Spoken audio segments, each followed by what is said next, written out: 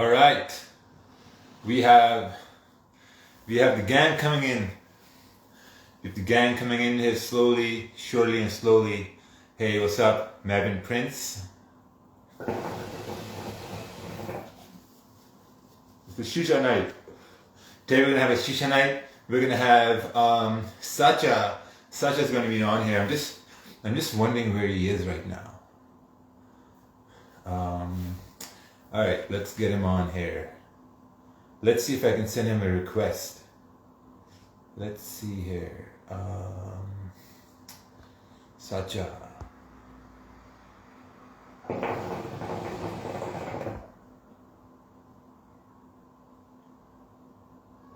I think Sacha has to send me a request. Yeah, I'm gonna wait. So we're gonna wait for Sacha to send us a request, and then, man, I think it's gonna be a fun live stream. So we're gonna see what happens there. Just waiting. He can't get the coals to burn. Oh yeah.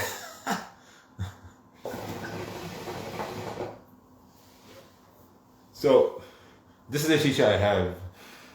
So we're waiting for Sacha. Ooh, look at that. Look at that.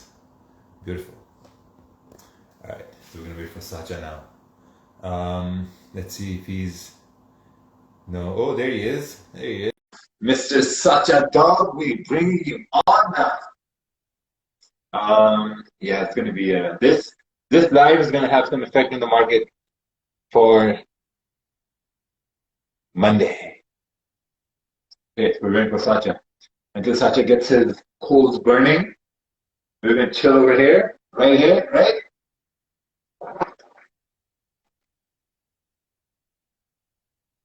My office right here. That's my trading station right over there. Building station right over here, and then there's a gulag building right to my left. It's here for Sacha, so we can answer some questions here today. I support you, bro. Thank you. Oh, Sacha, I think it says waiting for Sacha FX Dog. So Sacha, I guess you have to accept my invitation, and then we can continue on. So, oh, it says Sacha was unable to join. Interesting. All right, let's do this again.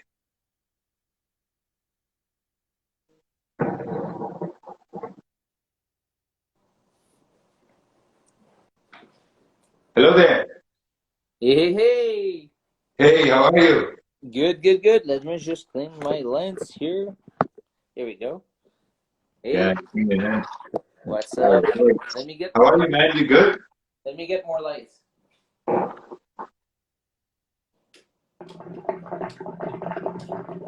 Let's just get more lights. Oh, All right. How you doing? Good, man. How are you? How's your weekend going? Pretty good, man. Pretty good. It was some very nice weather here. Oh, nice. How's my audio? Good? Yeah, your audio's good. Audio's good? Okay, perfect. Excellent. Perfect. So I want to see your weapon. My weapon? Yeah, I want to see your weapon for the night. My weapon for the night is right here. Oh, that's a solid one, bro. Oh, yeah. Yeah, it's a solid weapon we have today. Okay, so for this tonight, I actually order a special weapon. So okay. I actually order something for Turkey, from Turkey. This is straight from Turkey. I know the light's not super good, but yeah, it's a brand new one from Turkey. Oh, nice. You're a rich man, Sacha. You're a rich man. Trying to. So we got like 270, 280 people here. So what's happening here? Yeah, so the story with this is for guys, people, this is something that I wanted to do with Raja when I signed up a couple months ago. I sent a message to Raja, say, hey, I saw you're having some hookah, some shisha. So it's like, he said yes.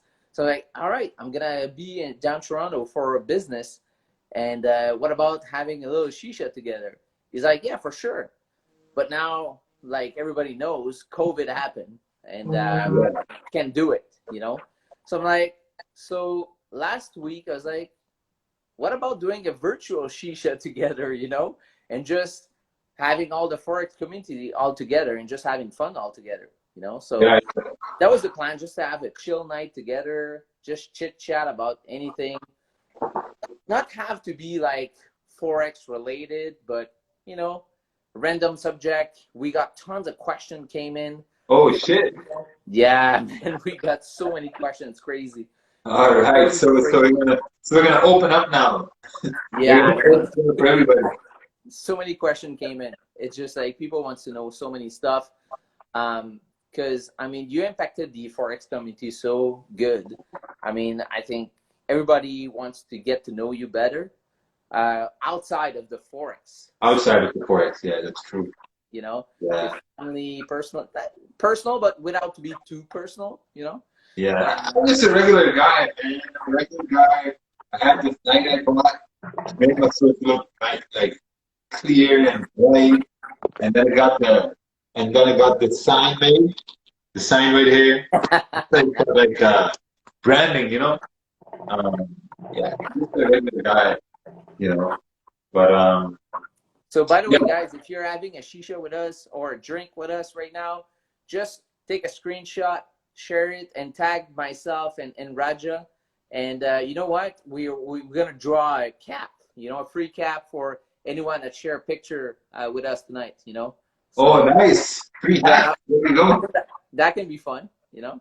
That can be fun. So if you're having a shisha right now or a drink, whatever you're doing right now, and you're having a fun time with us, just share the picture. Tag us and we'll do a draw later on. No. Awesome. So before we begin, what flavor do you have right now? Right now, I'm about to change because I'm getting, you know, I got warmed up. So I got the watermelon mint, but I'm just about to ask my girlfriend right now. She's looking at me. She's gonna hide. She's gonna hide. Look at it. Funny. So I'm just about to ask my girlfriend to change their head for a new flavor we got in is blueberry mint. Okay. Do you use Alpha Care? No. We have these are my favorites come from Pakistan. Okay, so you got the real stuff. Yeah, the good stuff. Yeah, the real stuff. Got yeah, your childhood was pretty strong. All right. Yeah. So first of all, you got one kid, right? You got one son. One kid? What's his name? Those are some questions I don't want to go. Oh, okay, that's fine. That's fine. Like the thing is, here's the thing. Because like sometimes some people they don't know when to say certain things, right? Some people lack that intelligence to know when to. Yeah, exactly. Yeah, that's fine. How old is he? Yeah. How old is he? Oh, he turned 3. 3? Oh, wow. Yeah. That's a lot of questions right there. Yeah. Why, funny question. How come? Yeah. Funny thing. I found consistency while he was still being born. You know, that's when I found consistency because I started to look at that. I'm like, okay, like, you know what, I'm gonna have a child in 5 months, and as soon as we want him to come here, you know, it's gonna take time. Like we knew it was gonna take like 5 months, 4 months, 3 months, and during that time, I saw how the human body changes, what type of different reactions the human body goes through, right? So I looked at it, I'm like, okay, it's gonna take time. And then I look at my trading, I'm like, okay, right now I'm grinding like, let's say like $100 a day, 150 a day. But then at the same time, I said, okay, like, you know what? If it takes time for a child to be prepared to breathe when he comes out in the world, I think like your trading account or your trading is almost like the same thing. Like it takes the same amount of time. And when he was born, so the first 8 months, 9 months, right? Like it took time to. So here's how it starts for people like who don't have kids. When you have a child, right? A child lays on its back. It can't even move that. You know, he can't turn himself over. It takes a little bit of months when turns are over. And once the child is on its belly, then it takes a little bit of time for the child to roll backwards. So it takes time. So training for me was like the same thing. I knew it was going to take time, but the time where it's going to take was like deliberate effort to. I mean, at the end of the day, it just had to be discipline, right? Just one trade a day, two trades a day, baby steps, baby steps. And then like with that, the trading can actually look. Hey, what's the background noise, man? What's going on? Yeah, I'm just trying to find the right lights. It's just like, these are the perfect lights. Okay, perfect. You know what? I'll try to switch there. Just trying to find like good spot, But yeah, man. So one kid, and the funny question that I got a lot in those when I ask people what should I ask Raja, something that came up a lot is just like, what's Wicks don't like real name?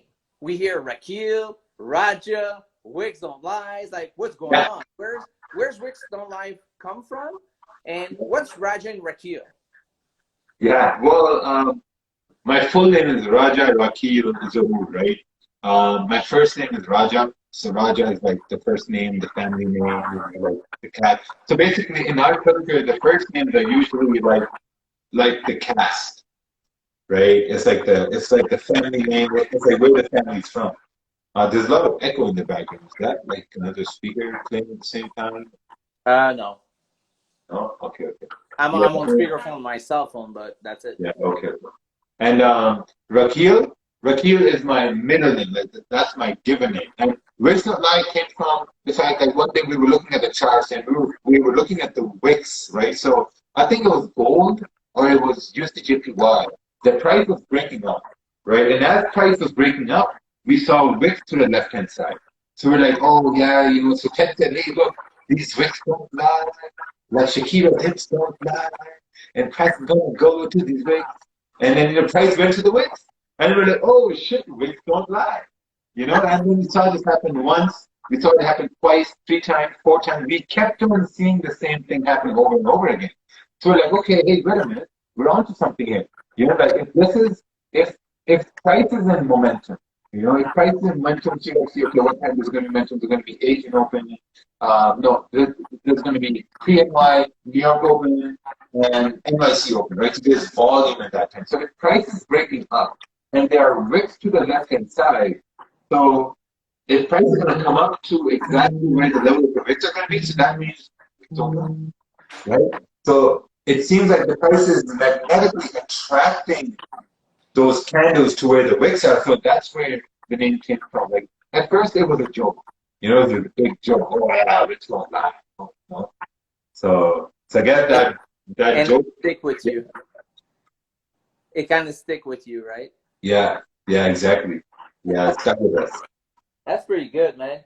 And what about the other question also we got a lot is like, what's your origin? Like, how did you end up in Canada? What happened? You're just like a lot of people wants to know the story about like, how did you end up in the cold? Oh. You know what? That was I think that was.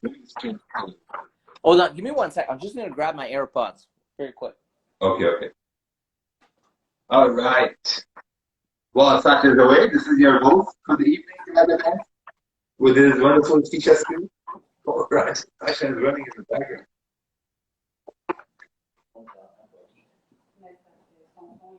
Now he has almost 20,000 followers. Yeah, it's crazy. It's insane how the followers went from 1 follower in the start to 91,000 now. Damn. Here we go. Okay, there we go. Is the sound better now? Mm-hmm. Yeah, it's much better. All right, cool. Yeah. So you were saying about the origin, like how did you end up here in Canada, like in the cold, Basically, I think it was my father. Like he had this vision, right? And I think what his vision was so basically what happened was when I was in high school, right? I was in high school and I applied to a couple of universities in the US. I applied to Purdue University. I applied to McMaster in Quebec. I applied to U of T, University of Waterloo. I applied to MIT. Surprisingly, I got accepted in all those universities, and my grades weren't the best. And I told my dad, hey, I'm applying to the university, this and that. He's like, oh, yeah, sure, go ahead, apply, or whatever, like, he told me to go apply as if he's going to get admitted. Excuse me. So I got offers from all the universities except for MIT. And then what happened was that, and then we got the letters of acceptance. And after the letter of acceptance, we got the letter where we had to pay, the fees. And I remember it was University of McMaster, and they sent us the letter of fees, and the fees totaled up to like $25,000 for the year. And man, like we saw it, like, holy shit, like $25,000 for the year. And at that point, but I was like, hey, it's not gonna work out. It can't work out. Either you get a scholarship, or we have to sell everything, and then you can go there. And I'm like, okay, yeah, whatever, So it never worked out. And then I guess he had this goal in his mind that his oldest son, he wanted to go to university abroad, and he couldn't do that. So I guess that thought stuck to him. And when I was in my first semester in Pakistan, what happened was that we filed for immigration to Canada, and I think from his perspective, the whole idea was that, okay, if they can get immigration coming to Canada, I think then all his kids can go to university in Canada for like a brighter future, and they can get a job, get married, get settled. Like this was his vision at that time. So we all came to Canada in 2010. I remember in 2010 we came to Canada, and yeah, that's it. Went to university from there, and all my siblings graduated except for me. I didn't graduate. I'm the only one who never graduated. It's funny because I go to my parents' house, and they have diplomas, degrees of my brother, my sister, my other sister, and for me, they have a picture of me when I was 5 years old in a helicopter. What? Yeah. That's pretty cool, man. Yeah. Wow. Yeah. So his whole vision came true. Like his whole vision came true, right? Yeah, I have people saying that maybe. Do you have a mic close to you, or maybe your headset, maybe? Because I have some people saying that your sound's not super clear. Okay, you want it super clear? I'll get super clear for you. I'll get super clear. I'll get super clear for everybody. Hold on, let me find the right gadget. C'est capable de me donner une couple de questions sur ma story? Oh. Ceux-là. À partir de là. Genre ça. C'est les holdings, puis juste m'y remontrer de temps en temps. All right, Mr. Sacha. Je vais y poser celle-là. Oh.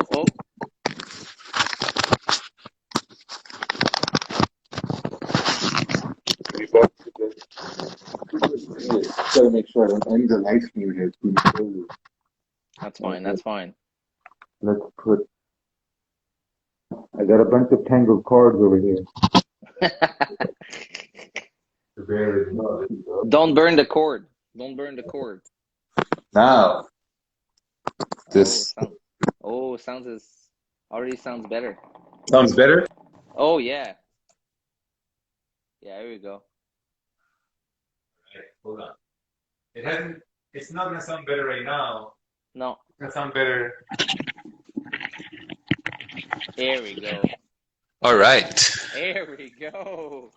Now we're Sounds talking. way better now. Oh yeah, definitely. Now I'm in the aircraft. Yeah, I was just about to say, the pilot is in the cabin right now. We're ready to take off. I am the captain. Walla willa. Very nice. Very nice. Very nice. Very nice. Very nice. So how is that, like, how's that venture started up from the beginning? What venture? You met, I mean, the Forex venture. I mean, you met Ted.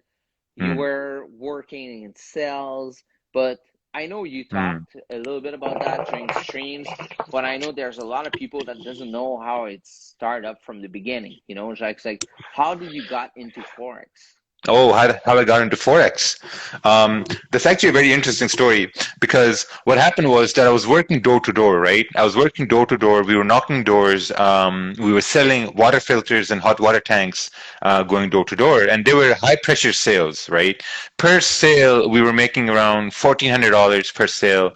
So to me, that was worth it because in my head, I was like, okay, you know what? If I can make 2 sales a week, I'm good. And then the next week I can make 1 sale and 2 sales, and that's very good, right? It's making great money. Um, and then what happened was that, and then we started hiring sales agents. So we started hiring sales agents. We started giving a part of that commission to those sales agents, and then we built an office. We had a team, and then some of my agents. Excuse me, shisha break. Yeah, for sure. So basically, some of my agents, they were with this multi-level marketing company, which was called Wealth Generators, right? They were with Wealth Generators. And what they were doing was, so they would come to the office and they would show me their phones and they would show me their demo accounts, right? And on their demo accounts, they would have like $10,000 deposits and they'd be up like, like 2,000, 3,000. And they're like, man, look, like this company I joined, I paid like, $200 a month and they give me these numbers. All I got to do is plug these numbers in and boom, we make money. Now, at the time I was 27, I think, 27, 28. And to me, that was like, okay, well, it's too good to be true. And from what I've learned during my, like I have a very short life right now. I'm only like 33, like still very young. So what I've learned is that whenever something's too good to be true, it usually is. Whenever someone tells you that all you have to do is just put these numbers in the phone and you're going to make money, man, that's a bunch of fucking bullshit, because that's not happening for a long time. So I looked at that very logically, I looked at it, I'm like, okay, this makes sense. And then I'm like, okay, well, instead of paying someone $200 per month for the services, what happens if that person dies? Who's going to give me those signals? Who's going to send me those numbers? How, like, then that means my income stream has ended. So True. I was a business person at the time. We had an office. We were running a team of like 40 agents. So to me, I was like, okay, well, shit, I have to learn this stuff. I can't rely on someone who's going to die giving me signals. I have to create my own signals. So and then I started searching the internet and this and that, and I came across this one guy who had a gold Lamborghini. At the same time, I came across with this other older guy, Uncle Ted. And I looked at his Instagram, and I was like, man, damn, this guy's making money. Like we were making, I think I was grossing around like 160, 170 a year just from sales from that office. But this guy, man, he was making 160 a month. And to me, that was like a blow to the ego because I thought I was making great money, doing less work. Because like all we did was we'd give like motivation training, like speeches in the morning to our sales agents, give them field support, and we'd be be on our phones giving them support. Have nothing to do. And I'm like, man, this guy's making this much money in a month or over 2 months just from his house in the morning. I'm like, wow, this is crazy. I got to get on this game. So I messaged him. I'm like, hey, what do you do? Straight up. I messaged him, what do you do? And he said, Forex. I'm like, okay, Forex, okay. So I went back to Google. I researched about Forex. I looked at some baby pips. I started reading about it. It was pretty interesting. And then I started asking him like questions about support resistance, and I opened a demo account, and then I took some signals, and yeah, that was it. So I guess the whole idea was that, okay, if I'm making X amount in X amount of time, there's this some other guy who's making more than me in less amount of time. So now that I'm at a stage where I'm right now, I know there are people who are making even more than me in even less amount of time. So once I thought I was a big fish, but once I came into this industry, I realized, man, I'm like a small plankton. I'm a small plankton in the sea. Yeah. Yeah. That's good, man. And you know what? The other question I had is like, because when Ted actually did a class, like I think it was in 2016 or 17, we were in the same class of a lot of people. a lot of people, but you were probably one of the one that actually stood up from everyone. So what was the thing that made you so special or different from the other? Wait. Oh, hold on. Wait. So Ted did a class? Yeah, Ted had a lot of students, like in 2016 or 17. I can't remember which exact years, but that had a lot of students in those years. But from those students, you were one of the one that took off and very like was different from the others. So what made you so different, or made you explode, or made you the man that you are right now? See, I think what I would want to attribute that person, I think that's a personality, you know, and that happened in June 2016. So I came from a background where I was forced to be in front of people all day long. You know, I was forced to talk to strangers all day long. You know, I was forced to get out of my comfort zone and to talk to them and pitch them about an idea which they've never heard before, you know, which was like crazy. Like you could have someone on the washroom thinking about why he has moles on his armpits, and then all of a sudden you have a guy on his front door telling him he wants a water filter, you know. So trying to get someone from moles on the armpits to water filters, that's a big jump, you know. So I got really comfortable in talking about those things. So I think when I came towards this whole group trading thing, I think now when I look back, I was very active. You know, I was very active. I was sending charts. I was, even though sometimes, you know, my charts made absolutely no sense at all, I was still sending charts because I knew from door to door is that for my pitch to sell you something is going to get better only if I keep on saying that pitch to people. You know, it doesn't matter if someone buys from me or not. It matters if that one person buys. You know, so I kept sending charts. I knew my charts were wrong, but I knew that the only way to get better was to keep on sending charts. You know, I kept sending charts, I kept getting feedback, and from that feedback, my chart analysis started to get better. And when my chart analysis started to get better, I started getting more confident in taking trades. You know, so I think when people join a group, I think it's another thing when you're in front of people trying to break out of that shell. And then for some people, it's a whole nother concept to break out of a shell online through words, if you know what I'm trying to say. And Ted is commenting right now. Ted is actually saying you were very active, 23 hours a day, man.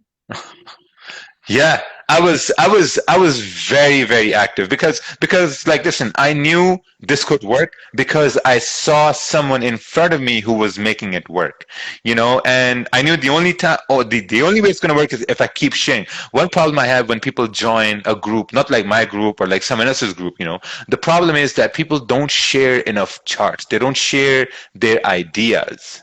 You know, because what happens when you don't share your idea, you're keeping that idea to yourself. No one knows about it. And when you execute on it, and if that idea doesn't play out, man, that's like a punch to your ego. You know, so whatever group you're in, you share your idea. Someone's going to give their, you know, feedback on it, comment on it. They will critique it. It's going to get better, and then you're going to feel good about yourself. You know? Yeah, man.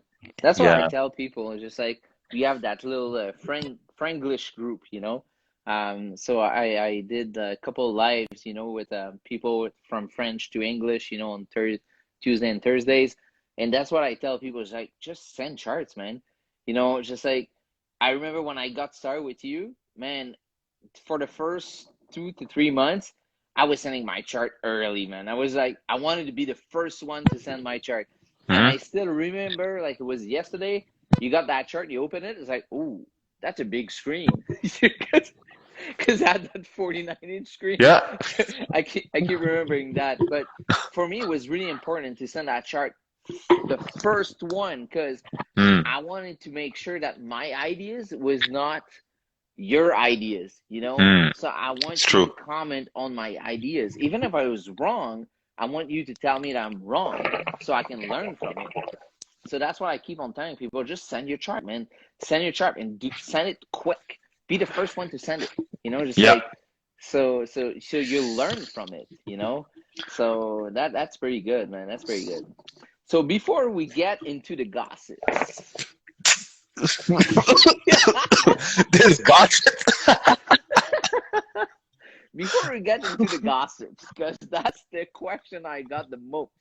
All right. I think I got like probably like, I mean, I can't even count how many times I got that questions for you. But before we get into that, we need to get that smoke battle.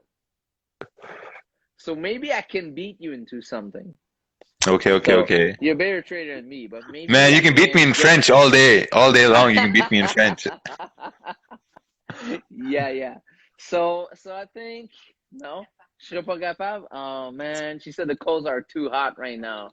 Un instant, s'il vous plaît. Wrong timing, I guess. Let me see. Oh no, those coals are really too hot right now. Okay, so let's go into that question first. All right. Yeah, because I'm not gonna be able to do it. Hold on, give me 1 sec. Let me get those two out. How much money do you have in order to go? Oh yeah, that's a good one. Before we get into the gossip, so I got my girlfriend sending me questions here. So let me show me this again. What was the question? How much money? Oh, actually, one sec. Okay. Before we talk about that money, let me bring some coals over here. Yeah, I need one coal. Okay, perfect. So again, guys, if you're right there and you're enjoying your night and you're having a shisha with us or a drink or whatever you're doing and you're enjoying your night with us, just do a screenshot and tag myself and Raja. And if you tag both of us, we're gonna put your name into a draw and we're gonna draw a free those new bearish hat. This is the bullish hat, and we're gonna draw a bullish hat, a bearish hat. Sorry. God damn it. Yeah, so we're gonna draw a bearish hat for everyone that posts a picture.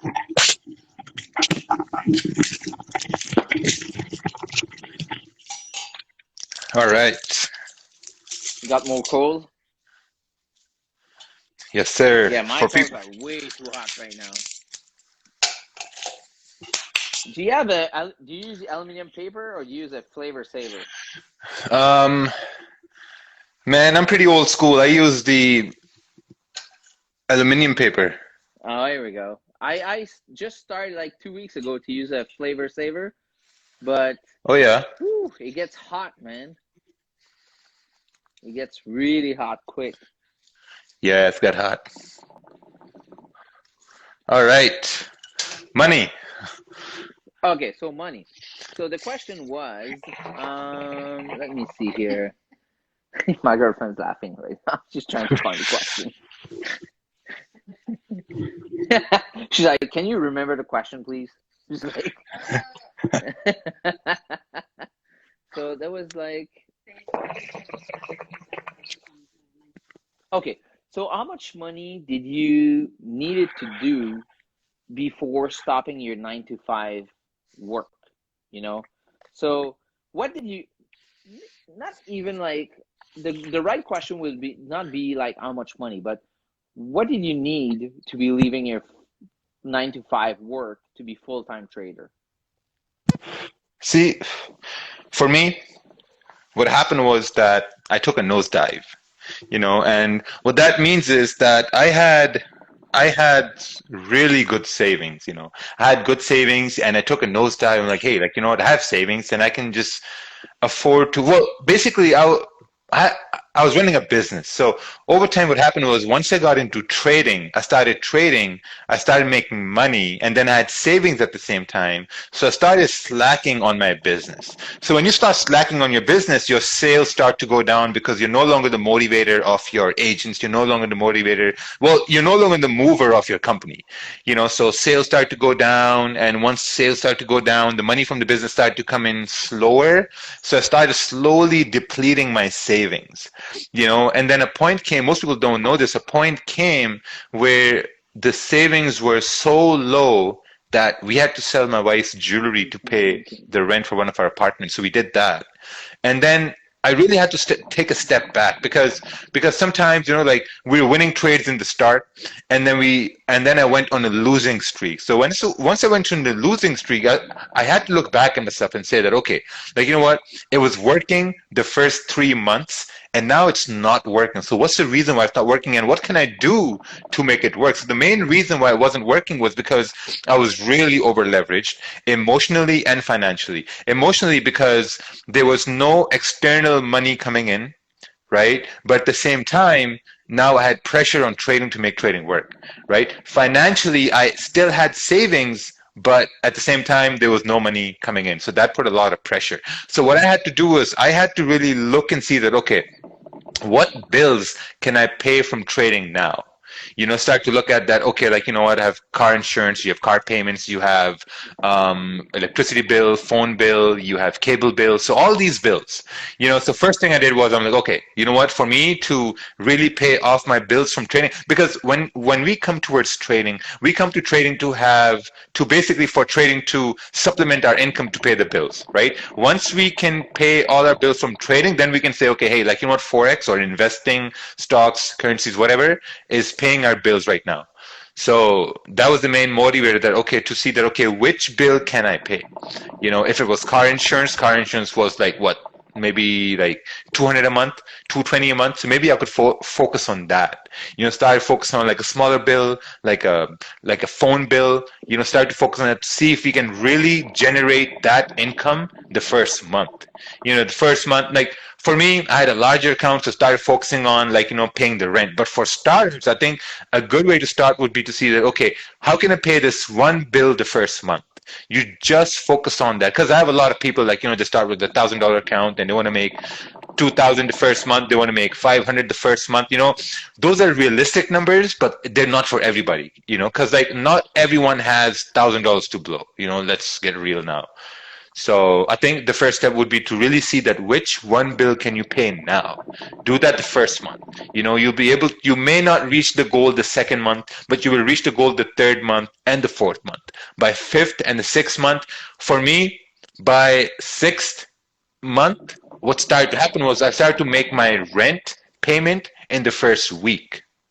You know, once you start making your goals in profit the first 3 weeks of the month or the first 2 weeks of the month, then you start to see a light at the end of the tunnel. And that only comes from you being really, really, really disciplined. Because, bro, think about it this way, right? If you have a $5,000 account, you know, and you're grinding $20, $50 a day on a $5,000 account, it's really easy to look on Instagram and see someone else flipping that account to 15,000 or to 20,000, and that's really demoralizing, you know, because number one, you don't know that person. Number two, you don't know their life history. Number three, you don't know if that's even real. Yeah. Right? So the only real thing you have are your responsibilities, your account, and your bills. That's the only real thing you have, you know? So that's so true, man. Yeah. It's so true, because there's a lot of bullshit on Instagram, man. Oh, man. When I came into the industry and when I saw the things I saw, I was like, holy shit, man. Are people really that dumb? You know, like when I started to put two and two together, I just couldn't believe the thing I was seeing. You know, it's like Trump seeing all conspiracies around this virus, and his eyes are like, oh, I'm trying to save you guys. You know? So when I saw this bullshit, I'm like, holy. You got my girlfriend on that one. You got my girlfriend on that one. She's laughing. But yeah, man, it's just like, wow, man, that's solid. The other question we had a lot, it's the gossip one. You know, let's get into gossip. Yeah, let me take my shirt off. It's about to get hot over here. Oh, trust me, it's gonna get hot right now. It's about to get hot. It's about to get hot. Okay, so let's get the smoke battle. All right, let's get the smoke battle before the gossip question. Yeah, before the gossip question. All right, so we got a smoke battle. But I'm telling you, I got a round 2 coming in because I got a secret weapon. If I'm not winning in that round, I'm getting my secret weapon on. Okay. All right, so you guys going to be the judge on who's going to get the I see yourself now. You're getting an extra charcoal, right? No, no, no. I'm actually changing charcoals because they're getting way too small. Oh, god damn it! Yeah. God Yeah. damn it. All right, so we get that smoke battle. So you guys are gonna be the judge. So we need to get that thick, very big cloud of smoke. So let's see who can win that one. All right, without coughing, you know. So all right, you're gonna be the first one. Okay. Because you're the one, you know. So all right. How do we do this? All right, you go first. I'll go second.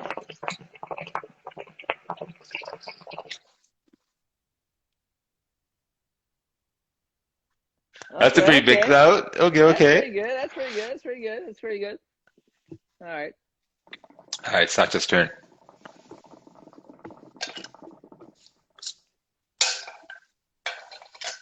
Oh, nice. You got a lot of space in those small lungs over there.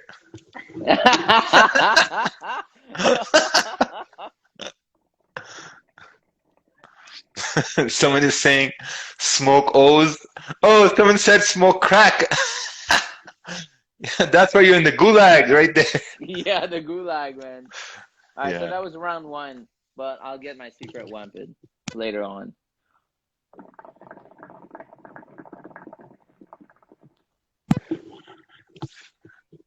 Yeah, I don't know. All right. I think it's a tie on that one. Yeah, it's a tie on that. We'll do a tie. We'll do a tie. Right. All right, so let's hear the gossip. So the most common question I had I can't even count how many times I got that question. It's like you need to ask him what happened in London with Sean Lee. So we want to hear the story, the full story. You know, no secret. Come on. All right. Well, the way how it started was it started from a lot of threats first. First, it started with a lot of threats. And the threats were that Wix don't lie, they will never come to England, they'll never do this, they'll never do that, and they're talking about my friend's brokerage, and it will get shut down in 2 months, you will watch, this will happen, that will happen. And from the history, we know that most of their analysis have been wrong. So we called fake out on that. You know, as soon as I saw those posts, I called a fake out. I'm like, hey, this is bad analysis, nothing's gonna happen. So like, okay, you know what? So went to London, went to England. Actually, went there, and so this was day 2, right? It was day 2. Now you have to understand, there were like 18 people there, all students, and we were doing. So it was a business conference that we were on. So what happened was that at lunchtime they came. It was him. It was Sean Lee. Sean came in. He had a gray hoodie on. He had his Russian friend came in. He had Algo Trader came in. He had another guy come in, and Aman Nath also came in. So they had 5 people come in that hotel for me, one person. So for the sake of what's the word, man? For the sake of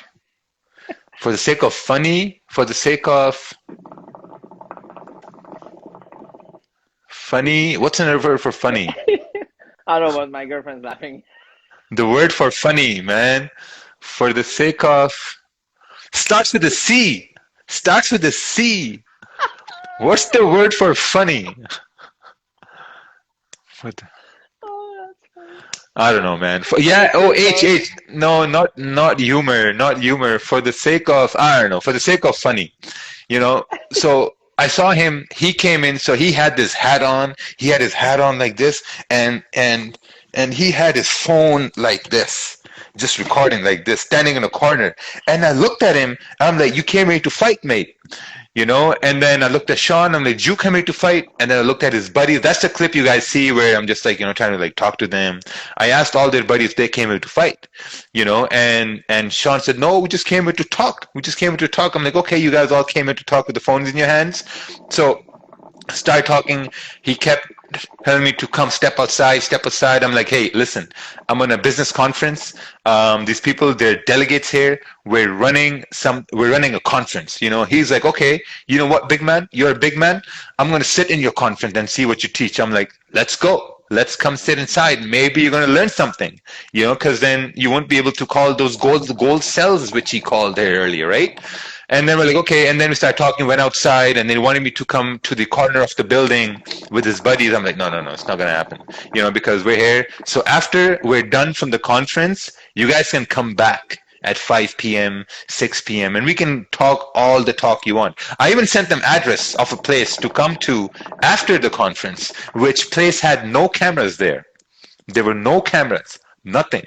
And then I invited them to come there and we can talk whatever you want to talk about. Nothing happened.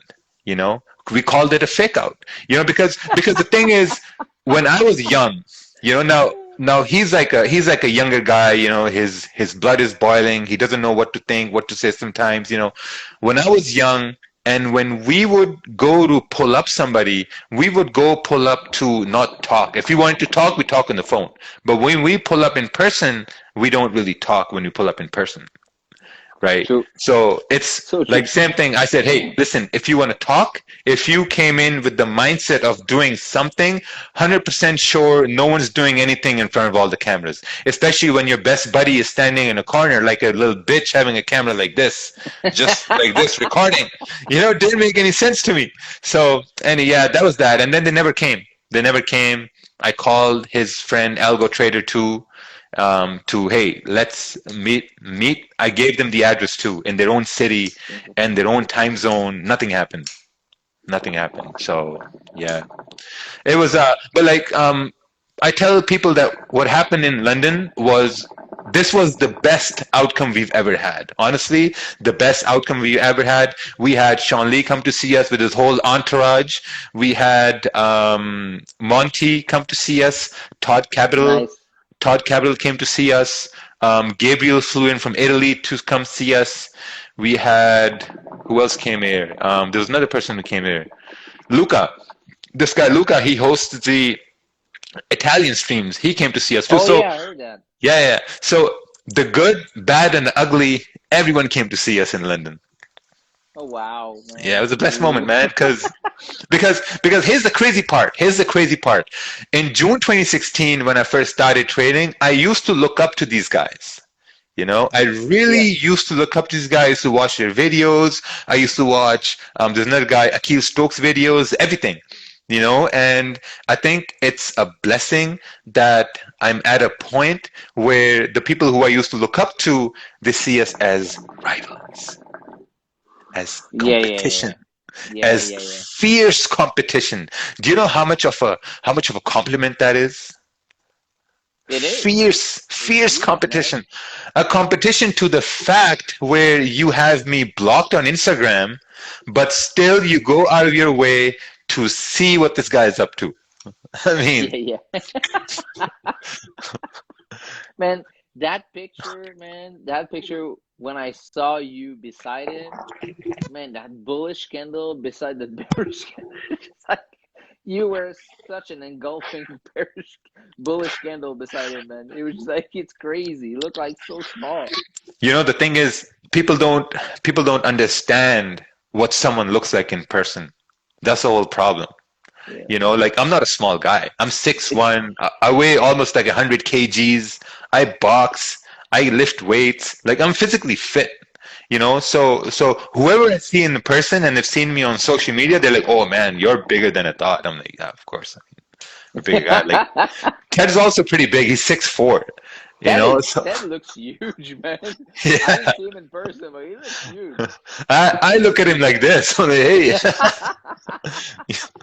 Hey, talk about that. What's your favorite sport? Rugby. Ooh, yeah. That's a rough one. Yeah. I played rugby for 7 years in Pakistan. Moved to Canada. Played rugby in PEI, actually, Prince Edward Island, for 2 years. Then played American football with them for another 2 years, and then I had to go work on the rigs, and then I had to stop playing. So that's when you were in Alberta, right? Yeah. Yeah. Wow, man. Yeah, that's why I went to Rugby is your Alberta. favorite sport. Okay. Rugby Do is you my watch favorite any sport. other sports you watch? No, no. My brother tried to get me on golf, but Okay. fucking boring, man. I mean, watching a bunch of guys put a ball in a hole. I mean, come on, man. There's better Do things you to do play in life. golf? Yeah, I play golf. I play golf. Okay. Yeah, yeah, Yeah, yeah. It's it's it's rough, fun to man. It's one play. of the it's hard to play, man. Yeah, yeah. It's really hard to It play. is. It's one of the hardest sports, I think, to be honest, because I think it's like trading, to be honest, because it's so. It plays a lot of your head. You know, Mm, golf is like I think it's 80% of your head, it is. and I think I can merge that with trading because trading is a lot of emotions, right? So if you cannot control your emotions, you're gonna get screwed on the chart, man. You're gonna get screwed. So I think it's a good sport to if you're good at. I think if you're good at golf, because you need to control your emotion, I think you can be good Mm. on the chart. You know, I think if you're good at being disciplined in the gym, you could kind of true. use that same energy in trading as well. Because I was talking to my bodybuilder friend of mine, and not Paul. I'm not talking about Paul, someone else, before someone gets a bad idea. And we were talking about how the amount of discipline it's needed for you to go work out, come back home, eat what you really have to eat to lose fat, to get ripped, to get that vascularity. You know, it takes a lot of discipline. Like I've done that. I remember I used to weigh 250 pounds, right? And I went down from 250 pounds to 188 in 3.5 months. Woo. And yeah. So that took a lot of discipline. Like there was one point for the last 3 weeks, I was eating no carbs, just like one slice of bread in the morning, and that required a lot of discipline, you know. And now when I look back at it, I'm like, well, like, you know, trading requires the same discipline too, because the first 2 months you necessarily don't see any results. You know, first 2 months is nothing, and you're like, man, I'm just wasting my time, like, you know, like what's happening. Once you crack the third month, boom, you start seeing results. You know, and trading is the same thing. The first month, you see no results. You're missing trades, you're leaving trades, you're stopping at break even, 1 month garbage. You go into second month, only if you're disciplined, you know, not when you're over trading or just discipline. Second month, same bullshit. You're missing trades, but when you're missing trades, you're kind of like seeing that, okay, if I'm missing this trade, I missed the same trade last month. You know, so how can I get in on this trade if it happens again? You start thinking like that, you know. And then the third month starts. Now also remember this, right? When people go work out, they usually work out at the same time every day. You know, me, I work out 10 a.m. every day. Some people work out 5 a.m. every day, 6 a.m. Some work out at night. You know, so when you're trading, you're also trading at the same time every day. So you're seeing those same moves that happen. Because the wonderful thing about working out is when you only work out at the same time every day, you're conditioning your mind to go in that workout mode, you know. So but if you try to go work out in the evening, maybe you're a little lethargic, you're kind of bloated, you don't want to put in that effort. Trading the same thing, you know, like you come to charts at the same time every day, and once you go into that third month of trading with discipline, you start to really see moves. Like I'm sure, Sacha, by now you can kind of like guesstimate that price is about to go. Yeah, Because and why do you think that is? because I'm constant on the chart and I see like how it works, you know, how it moves. Because I'm being there like every freaking morning now since a couple months, Yeah, you know. yeah. So because of the consistency. Oh my gosh, that's a hard word for a French guy to say. Woo! Consistency. There we go. Thank you. I'm the That immigrant, man. Come on. so you know we can relate. Yeah. That's a Yeah, good one. consistency. Consistency. Here we go. Yeah. So yeah, and the other question we had a lot, and I'm gonna go. My girlfriend's choking on the side. She's like, sorry. I'm gonna go start another charcoal. But I'm gonna ask you a question. Oh, you're choking also. Here we go. Here we go. Oh, he muted himself. Oh, he's shy. Ooh, He's shy. He's lightweight. shy. Lightweight. Lightweight. So before we get our round number 2 of the smoke battle, All right, so let me ask you this question. I'm going to go start a chart. I'm going to hear you because I got my AirPods on. But the other question we got was, what will be what would be the thing that you will, I don't know how to say that, but like, let's go back 10 years ago. Okay, what would be the thing that you will be telling Raja to be careful of, or what to do 10 years ago? You know, just like what will be the tip 10 years ago? Let's go back 10 years ago and say into his little ears, like, hey, you should do this, you know, don't do this like this, it's gonna be better. Yeah. You know? Well, the first thing, I guess the only thing I'm gonna say is that if you're making 2,000 or 2,500 every 2 weeks, try not to blow $500 in a night at a bar. Mm-hmm. That's going to be the best tip I'm going to give Rajabanks 10 years ago. Yeah. Wasted a lot of money, man. Too much money just gone down the drain for nothing. Absolutely nothing. You know, and it just pains me to see people like, you know, like spend money at the bars when they're not making where they should have been making, like, you know, just like percentage wise, you know, like I see a lot of guys who ego spend, you know, like there's something called as ego spend. They ego spend, they spend to show off, or they spend to, like, you know, like show this girl that they have like all the money and their nice Giuseppe shoes, even though they don't have enough in the bank account. I mean, to me now, when I look back at that, I mean, okay, at that time it made sense, but now as a mature person, as a 30-plus-year-old, when I look at that now, I'm like, nah, that was the most dumbest things I ever done. That was the dumbest things I ever done, because I was chasing clout, you know, and now I understand the difference of like chasing clout. I was chasing clout, and I was just burning money away. You know, so I think if more people become aware right now in their 20s, I know like most of my audience are in their 20s. If you can get aware and get woke in your 20s and really start looking at where your finances, man, I know there was a time where I'd be afraid to look at my bank balance. Mm-hmm. You know, even though I was making money, but I was anyone can relate to that. Yeah, and I was spending it fast, and I would be afraid to look at my bank balance because I had no idea what I had in the bank account. You know, and once I really started focusing on saving money, not spending a lot, I found myself looking at my bank account more often, knowing exactly how much I had. And I think that kind of mentality really set me up financially to really handle money better. Because once I started working, like, you know, in my door business and started growing an office and money started to come in, I was more aware of where it was coming from, where it was going, because I was constantly looking at my bank account. I wasn't spending stupidly. Like, I was so when we started our office, we were grossing around 40,000 in sales, you know, and I was still driving my 2015 Honda Civic because my lease was $200 a month. And to me, that was beautiful. To me, that was like, oh shit, okay. All I got to worry about is $200 for this car payment, 150, so almost $350 for the car payment, and I'm good. You know, so that's the kind of mindset I had to set me up financially, because I didn't have to worry about, because like, here's the thing, I really wanted a Jaguar XJ, you know, back then. Okay. And the payment, yeah, and that's a really boss car. For people who don't know what a Jaguar XJ is, Google that right now. Yeah, it's nice.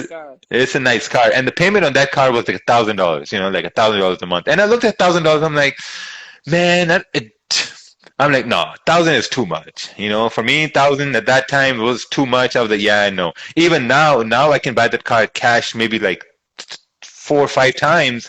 It's lost that appeal for me to go and get it. You know, I don't know why. I just lost that appeal. There's no appeal. Like, you know, maybe there's no interest at that time, but at the same time, like, you know, I became very frugal once I constantly started looking at what was in my bank. Because, man, like, my advice for young people right now would be, like, in their 20s, to really, really hold on to your money. Hold on to your money. Look at ways to invest it. Not to spend it, invest it. Some people have the most dumb idea. This guy told me the other day that the reason why he's spending on designer clothes or on designer stuff is to attract customers to to show them he's doing good. I'm like, brother, listen, you're attracting people who don't know where they will be in the next 5 years or in the next 10 years. That's the kind of crowd you're attracting, right? You need to attract mature crowd. You need to attract the people who know where they are in life now and where they're going in the next 5, 10 years, right? Oh So yeah. yeah, so I guess so. Yeah, and they were stuck with their ways of no man, like this works. It's all marketing. I'm like, man, it's like just super dumb. I mean, once your bills are like 5,000 a month, 6,000 a month, and you're in your 20s, this makes no sense at all.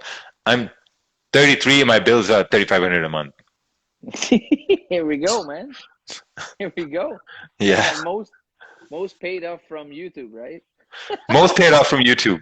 Most Yeah, here no, we go. my mortgage comes from YouTube. I know. I told that Yeah. we were having supper just earlier with my girlfriend, and I was just actually telling her that it's like, you know what, this guy, man, he built his business. I took times, but you know what? At this time now, just his YouTube income pays mortgage, which is pretty awesome when you think about it. You know? Yeah, bro. Like, July 2017. July 2017, I got my first pay from YouTube.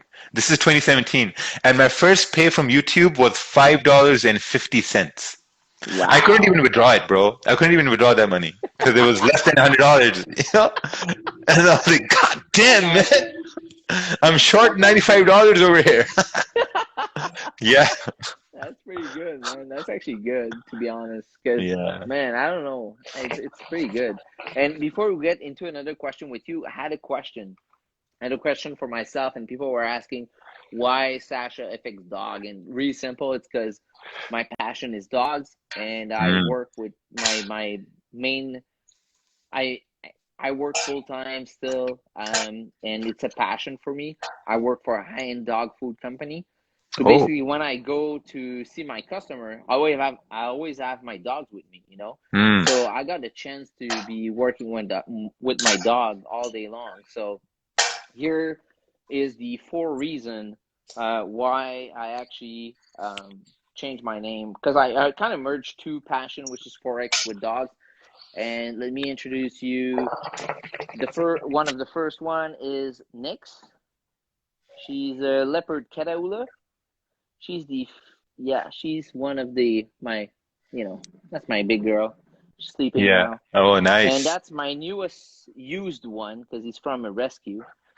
Used That's one, bro. It's yeah, like it's not a car, man. it's a brand new one, but used, you know. So it's like a car. It's a used one, but man, this little guy, man, he won Frisbee championship. He's first in Canada right now Oh at shit. Frisbee. Yeah, his name is Gambit. I got the third one right here. That's my oldest one. That's my pugster. She's a puggy with Jack Russell. Her name is Zena.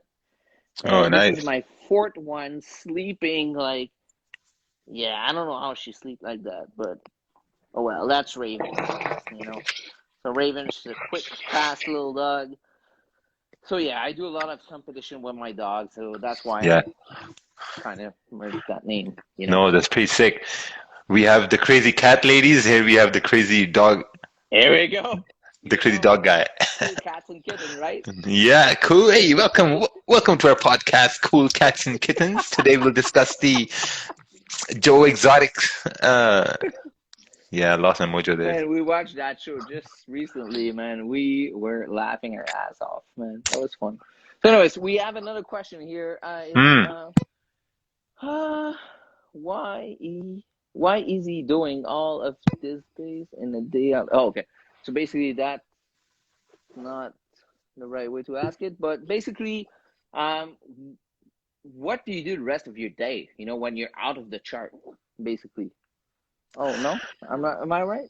Why is he doing day in and day out for?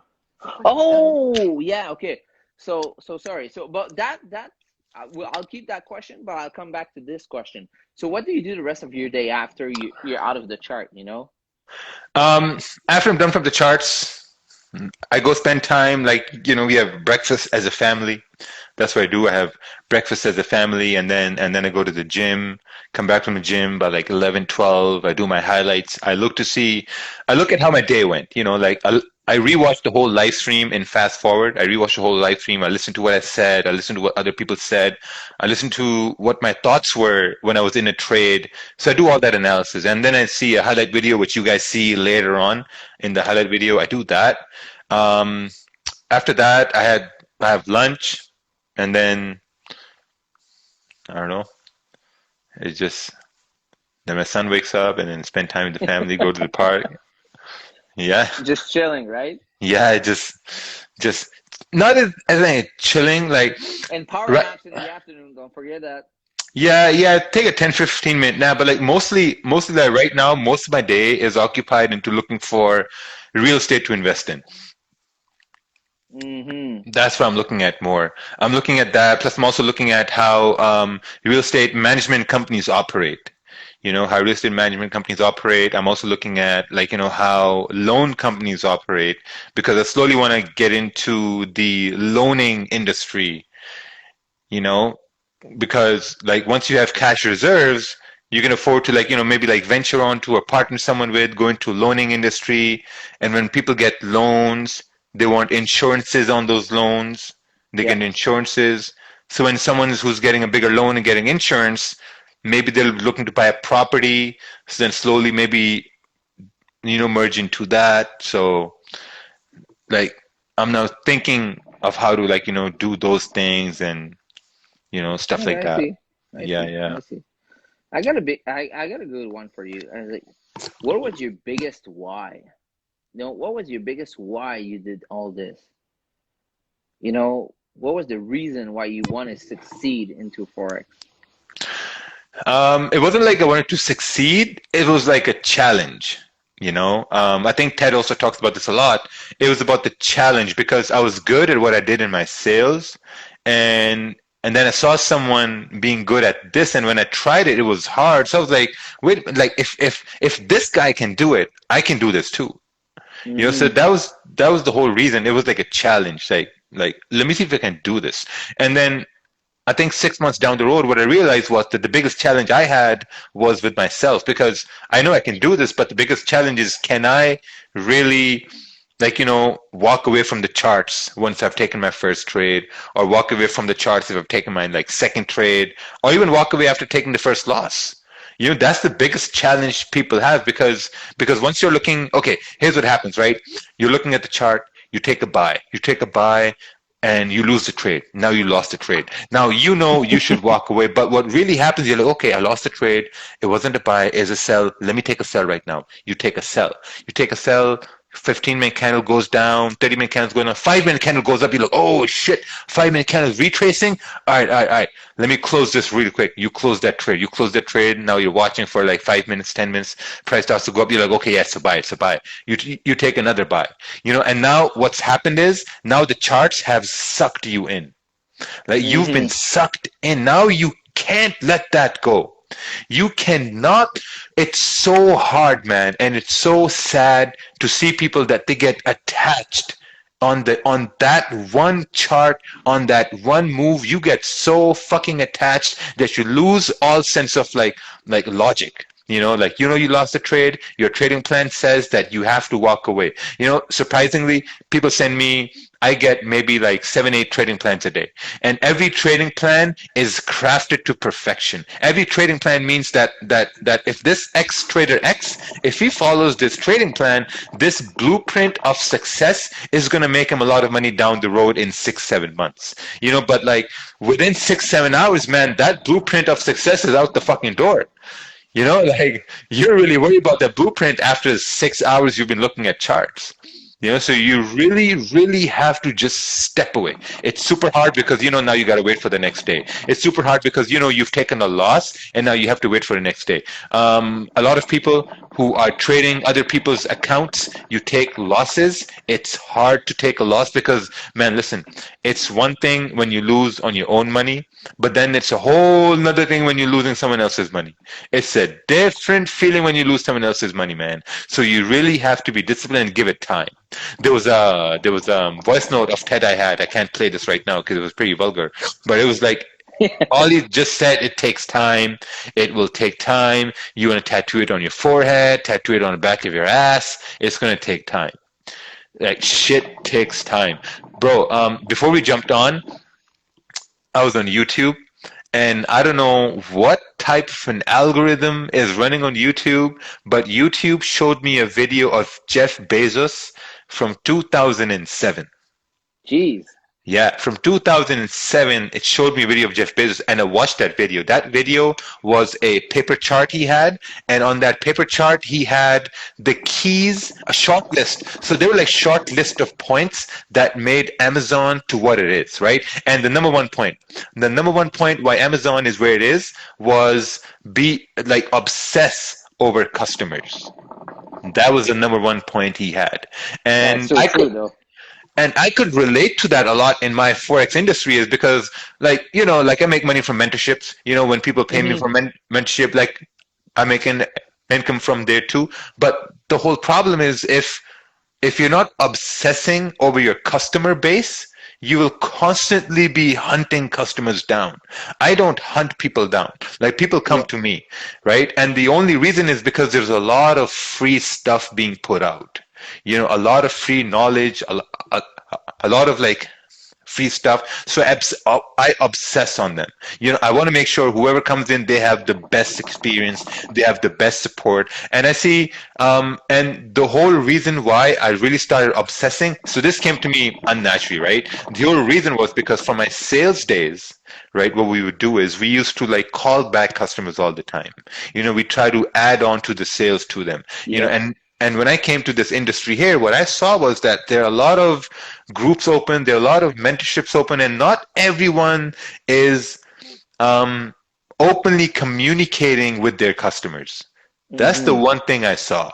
Because a lot of people, when they come to me from other groups, their main issue is that, hey, they have no communication with that mentor or that guru or that, you know, person.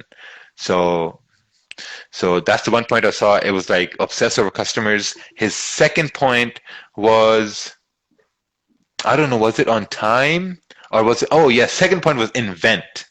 You know, invent something that's gonna help people down the line.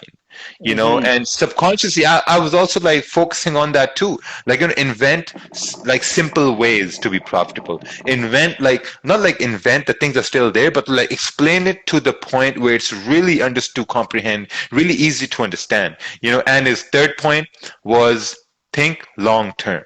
You know, don't think for the next week, for the next, like, you know, month. Think long term. And when I looked at that video, timestamped on that video was 2007. And before the video started, no, when the video started, he says that today marks 15 years of Amazon. So, bro, you listen to me. From 2007, it was 15 years since Amazon was open. You know, so to me, think about like, man, shit, 2007, counting back 15 years, count back 10 years, that's 1997, that's 1992. Amazon started in 1992. Wow. Most people who are watching this right now, they weren't even fucking born at that time. You know, they were born when Amazon was a billionaire, you know? Yeah. So when I looked at it, I'm like, yeah, this shit takes time. You know, it does take time. And bro, the funny thing is, now you have dogs, right? And I'm pretty sure you've probably trained your dogs as well. Yeah. It's a hard task. It's not easy, is it? Oh man, you have no idea, man. Like, you know, It like takes the most, a lot of time. like the most simplest command, sit. How hard is it? Like the first few tries. Oh, it takes a lot of time at first, man. It takes a lot of time. It's a lot of repetition. So imagine you telling someone, a new trader, to not overtrade. How simple is that not to overtrade? Oh man. Right? Crazy. It's like the same thing. Same thing. Oh man. even if you have 1,000 people telling you don't overtrade, hey, don't overtrade. Don't You should overtrade. not overtrade. Yeah. Guess what? You're still overtrading. Still overtrading. Fuck, man. People sent me charts at like 3 p.m. in the afternoon. Hey, Raja, what do you think about GJ right now? I'm like, bro, GJ's closed, man. What do you think about GJ right now? Oh no, it's sick. It's sick. It's crazy. Okay, let me get that secret weapon. So that secret weapon is Deezer. I don't know if you heard about that. Okay.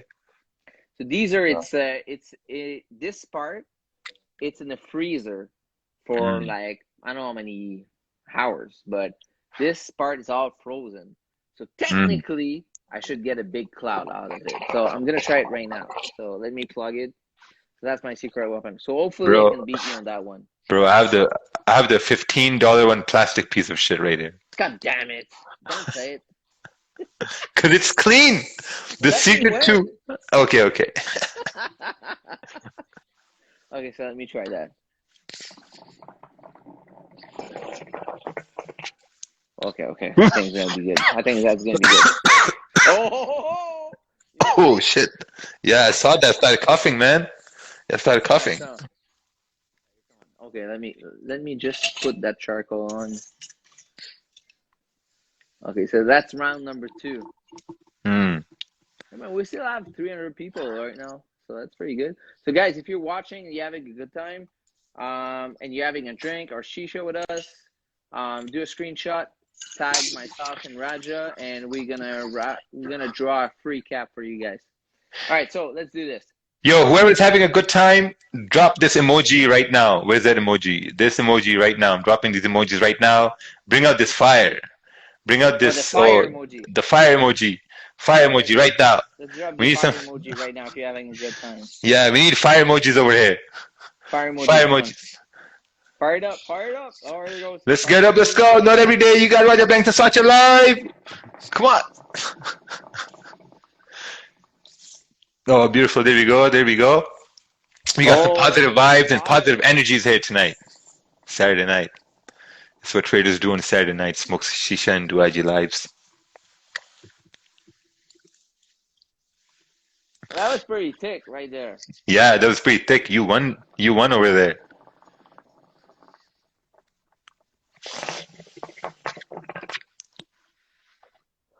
Oh, I think that's good. Oh, nice. Pablo, Huba with the fire, Bulls with the fire. We got Mr. Money Mentor with the fire. Ooh, we got a lot of people sending fires here. Fires. All right, so let's see this question here. What was the turning point to all of this? What was the turning point to all of this? What was that moment? You know that haha moment that comes up to you is like, yeah, man, I can make it happen with Forex. What was the haha moment? My first withdrawal of $4,000. Okay. Yeah, buddy. Yeah, buddy. When that withdrawal come in my bank account, I was like, oh, gee, balle, balle.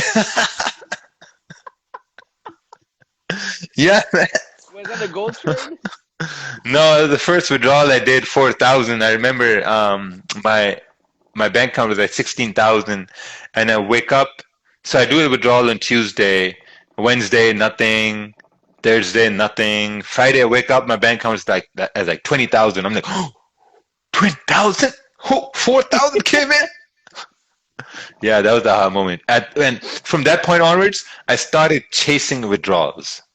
I started chasing that withdrawal hit. You know, when you do drugs, you get that hit, you get that buzz. That was a buzz hit I started chasing, because in the beginning, what I was doing was I was chasing compounding. You know, I was chasing how to compound. I was chasing how to compound a small account to 30,000 and 40,000 and 50, 60, looking at all these people on Instagram driving 2 cars and 3 cars at one time, and I'm like, okay, you know what? Screw that. I'm just going to see if I can withdraw money.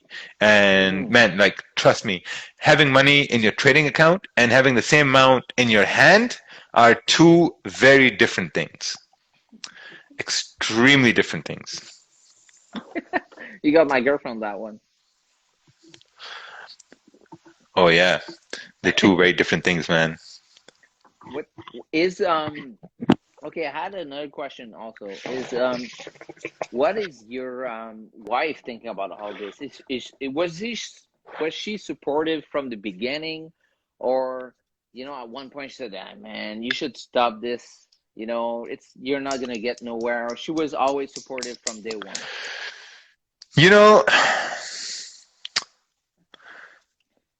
I think. See, I'm trying to think about what was going on when we had to sell some of our jewelry to pay rent this one month. Wow. Yeah, I told that story while you were not listening. So I'm trying to think about what were the emotions in that time, because I mean, she was supportive from the fact that as long as things are okay, it should be. I guess her biggest goal was to buy a house. That was their biggest goal. And I don't know, like, I'm trying to remember, but I can't find of any memory where she would have been supportive or not being supportive. She never really talked about anything trading related, anything like. We never had that discussion. The only, like, sometimes I would tell her about the loss, and all she would say, it's going to be okay. That's it. Oh, That's it. It's going to be okay. that's cute. Yeah, I mean, that was the only thing she said. It's going to be okay, and they were like, okay, whatever. Yeah, that's fine. Yeah, but we never had that conversation at all. What's happening? Why it's happening? Till now, like, I tell her about some of the achievements. This night, she's like, "Oh, that's good." I'm like, "Ah, that's good." Yeah. She's a teacher, right? No. She used to work at RBC. She used to work at She used to work at RBC, and the only reason she was working at RBC was that I was getting my teeth done at that time too. So she really wanted to work at a bank too. She got a really, really good job. She worked there for 2 years, and the benefits, exactly, benefits, right? Benefits from that job helped me get my teeth fixed. Like root canals and all this stuff. Because, man, like, if you don't have insurance, man, root canals run like $1,000. And I don't care how much money you make. Spending $1,000 on root canal, man, it's better to get insurance. Trust me. Oh yeah, definitely. Yeah, that's crazy. That's a lot of money, man. That's a lot of money. And if you think about it, like, would you have done something differently from the beginning? No, nothing. Nothing? Nothing. I had this conversation with my brother. My brother, he runs our leather company. So when we moved here, so my dad, he wanted to be, so we have a big leather operation in Pakistan, and just for the record, I think I only took like 5,000 from my dad once. And other than that, I haven't taken a single dime since we came to. Oh yeah, we took $50 once when we first landed in Canada to open up a bank account. So when he came here, so he wanted to get into one of the malls, like have a leather store in the malls. We would we would walk in the malls and we would see Daniel Leather. So for people who don't know what Daniel Leather is, Daniel Leather used to be one of the biggest leather brands in Canada. And they used to be in all the malls. We'd walk in the malls, we'd look at the store, we'd like, oh man, like one day we'd be in the mall here, and long story short, like, Daniel went bankrupt. Daniel Leather went bankrupt, and then we got in 2 of the malls there, and the retail was slow. And then my brother, he started doing how did this conversation start again? How did this conversation start? What were we talking about? I forgot what was the main subject of this conversation. That's okay. Keep on going. No, because I want to relate to that point we were trying to make. I forgot. What was the conversation? Keep on going. Keep on going. Oh yeah, I remember. I don't remember per se, but I kind of know in my head. I know. Okay, so what he did was he went online. He took that business online, And last year they did around 1.1 million in sales. And I just don't know how I was relating that to what the conversation was. Because when you asked the question, I knew exactly what to say, but then I had to bring like a backstory to that as well. So I brought a backstory, got to the answer, and I forgot what the question was. I love it, bro. I love it. I just love it. Oh yeah, would you change anything? Would you change anything? Yeah. So last year they did 1.1 million in sales, and I was talking to him, and we were talking about if we would change anything in the past. And what happened was that when I started Forex, he started Forex as well, and he lost around 35,000 in his first 4 months. So for a 23-year-old, 24-year-old, maxing out your credit cards and losing 35,000 at that age, that's a big hit. That's a big hit. And we started talking about that, and we came to a conclusion that we wouldn't change anything, nothing, because where we are right now is because of the failures we've had before. Because I think if we didn't have failures before NBC, such as they're doing social distancing and changing earphones for the sake of hygiene. So if we did not have those failures, we wouldn't be where we are right now. So I wouldn't change anything. Nothing. And did you? Next question. Did you receive your vintage FX withdrawal? Yes. It came after 5 days, but it came. It came in on Friday. My bank called me. They flagged it. They blocked it. They called me to come in. Just like every time when a withdrawal comes in, they call me like, hey, Raja, there's a very important matter we need to discuss with you. I'm like, what is it? They're like, no, we can't. We need to discuss it with you. And like every time I said, what is it? I'm not going to, because I knew what it was, and I was busy. I was like, I'm just going to go there like next week or so and get it released or whatever. And they're like, no, we need to have, I'm like, okay. So I came in there and sure as hell went to the office, and the guy said, yeah, you have these funds came in and we don't know where it came in from. And then I'm like, yes, this is brokerage and this and that. So, and then they start talking about, oh, well, we have these investment vehicles you can invest in. And I'm like, no, I'm good. I don't want to invest in nothing. I got it all taken care of. So, yeah, that was a big problem. It's always a problem. So was it a party there? What's that? Did you hold a party for your withdrawals? Yeah. That was the biggest withdrawals, right? Yeah, like that was my whole account basically.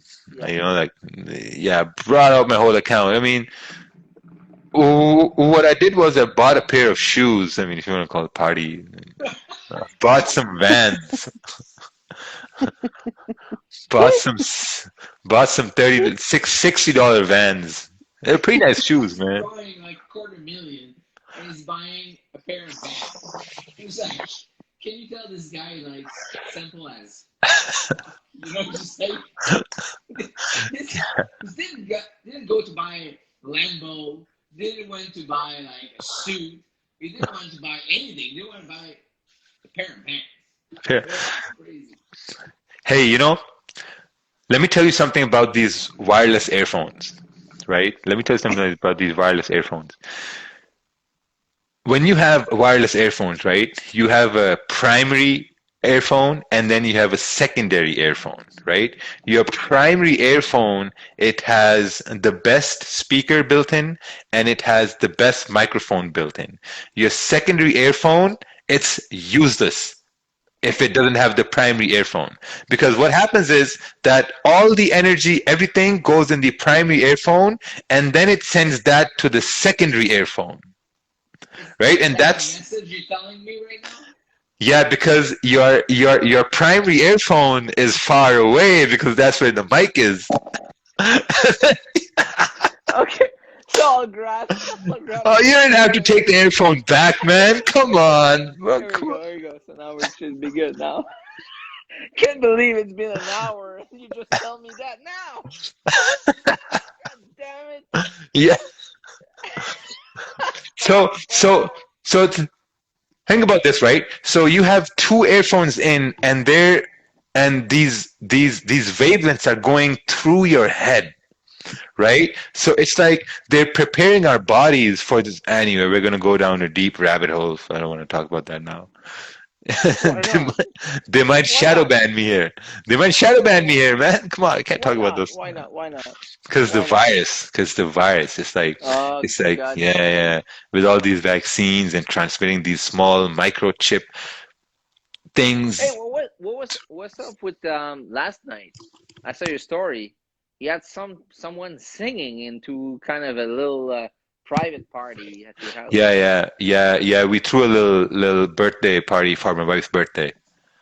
Oh, wow. Yeah. So we had a guy come in and he could sing, man. That guy had his harmonium there and with the whole piano thing and like, I man, heard he was pretty that. good. That was Yeah. pretty good. Yeah, he was pretty good.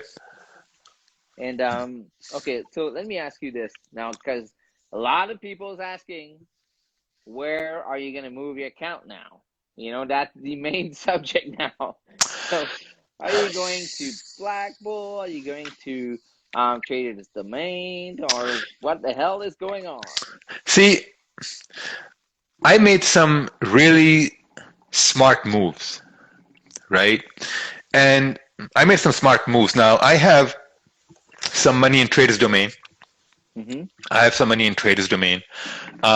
And a smart move I made on Black Bull Markets was, since my following and viewership started to grow on YouTube, a smart move I made was I put a reference link on my YouTube for Black Bull Mm-hmm. Markets. Yep. So now what happened was, so that's like an IB link. So I have around 3,000 something sitting in Black Bull Markets. So I have Yep. money in Black Bull Markets and I have money sitting in Traders Domain. So both are very good. Both are extremely good. Black Bull Markets is pretty good too because you can deposit via PayPal. This is only for Canadians. People who are in America, you guys are shit out of luck, because if you're in America, the only way to get to a good broker with high leverage and the same kind of leverage you want to have some other brokerages is via crypto. That's it. So we're probably going to go with something like that. But going to my point about wireless headphones. So basically now the conspiracy was, so I read a lot of articles on this now. The conspiracy was that they want to okay. So the basic idea behind these vaccines is to have your biometric data, like like how your body operates. It's basically, now there are two divisions, right? One division of people, they believe that it's something good. It's good in a way because, like, let's say if you are rushed to the hospital, you're rushed to the hospital, and with this biometric data, what's going to happen is that the doctors will know exactly what's wrong with you, at what part of the body exactly what's wrong with you, right? But there's a negative side effect as well, because what's going to happen is that they could kind of like maybe incline you more towards different choices, right? It's like when you go on social media and different websites, right? You see different ads based on the words you've used during the day or topics you've talked about, so systematically those words are being absorbed into the AI, and then the AI shows you those ads.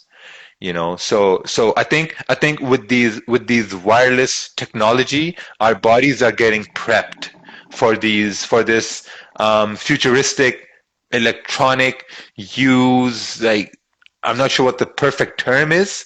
So I think we're being prepped for a very long time. Like, you have Wi-Fi lights, you have Wi-Fi sound alarms, you have Wi-Fi, like wireless networks, you have wireless earphones, which are like transmitting data through your head.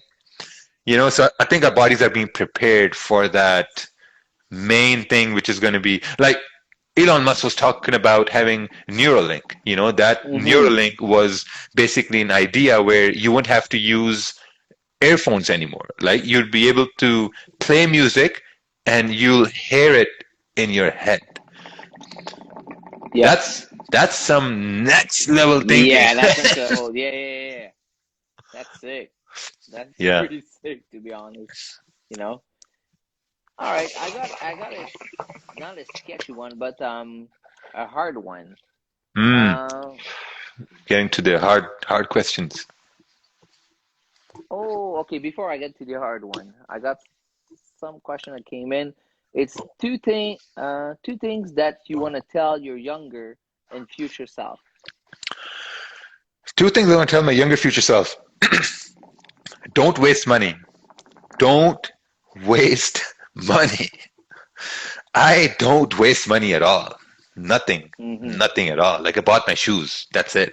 I like You bought your yeah, Vans, right? yeah, Vans. Like don't don't waste money. It's absolutely painful when I see people spending $200, $300 on earphones, on headphones, just because they're from a certain brand. It doesn't make sense. Like I don't know, maybe I'm different, or maybe I'm older, or maybe I look from a different perspective, but I just can't come to grips with the idea of okay, so best example is I have this relative, right? And they got a good paying job after graduating and they started making 90,000 a year. You know, really good job. 90,000 a year. So you're thinking about 90,000 a year, you're making around like let's say like 8,000 a month, something like that, right? After tax it comes up to maybe like 6,000 a month, you know, after tax. So what they did was the first thing they did, they went and they financed an Audi A6 for like Oh $1,000 a boy. month payment. And I looked at that and I'm like, man, okay, this is pretty interesting, right? So you've spent 3 months within this high paying job. And within those 3 months, you've gotten peer pressured by the people you work with into getting a nice car, right? And to me, Yeah. I was like, yeah, I don't know, man. Like these impulsive decisions, like you know, what this tells me is that people aren't thought about money. You know, like they're Mm-hmm. not literate. They don't have that financial literacy, and which is very important. You know, because once you get independent and once you start making money, you want to make these impulsive buys and these things you want to get because someone else has them, or this new iPhone you want to get because it's coming out now. You know, I think people are not educated enough on how to really spend money or how to pace themselves when they start spending money. You Mm-hmm. know, it's like the same thing as when you start working out. And you know how to pace yourself when you work out. You should be able to pace yourself when you're spending money. And I think the biggest problem is that we have money on a card. You know, once we Yeah. have money on a card, plus we're afraid to look at our bank account, man, that's a recipe for disaster. You know? Oh man, I had that before, man. Yeah. Whew. Yeah, Younger because man. like Whew.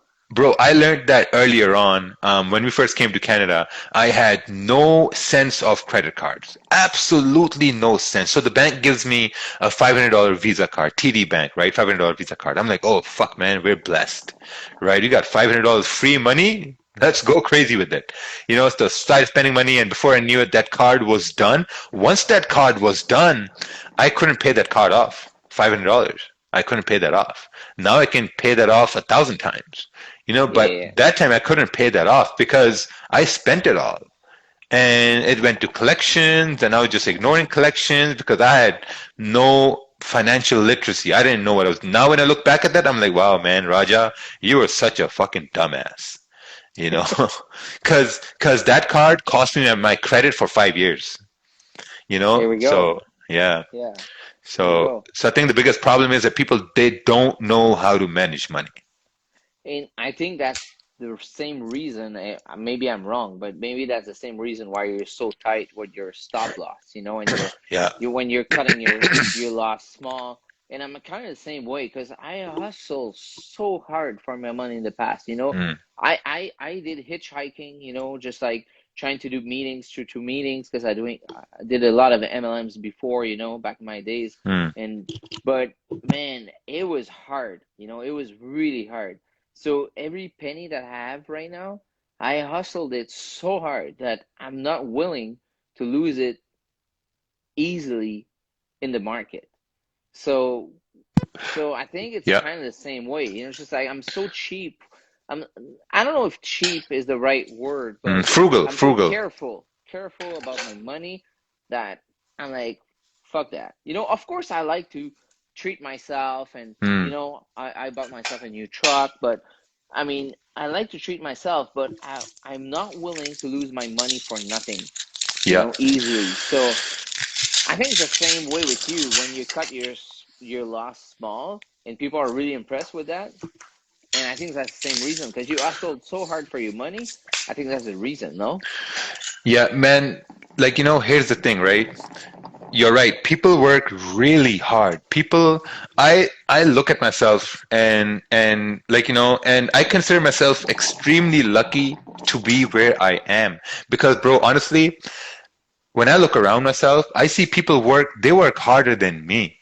Mm-hmm. Like before this COVID thing, I used to look around and see that, okay, for a regular person, they have to wake up in the morning, they have to get ready, they have to commute for an hour to go to work. And then they have to sit in that cubicle for 8 hours a day, get timed breaks, get timed bathroom breaks. Like people can't wait to go to the toilet, look at their phone, just to escape, right? That's their escape, to just go to the washroom, look at their phone, or go on a lunch break or like a small break, have a smoke, and just have that break from that cubicle time, right? And then you're back to that cubicle, and then you drive back home, another commute for an hour a day, and you go to sleep, and then you repeat that process.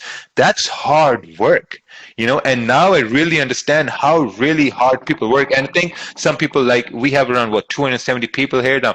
Some people, Yeah. they're doing really well in life. We have guys there who are running their own businesses. They can relate to that now, because once you're starting a business, it's really hard work, because you Mm-hmm. have no direction. You're not sure of yourself. You don't know whether it's going to work out or not. Now, um, don't get me wrong, like some people really love their work, but some people, they just stuck, and it's so sad.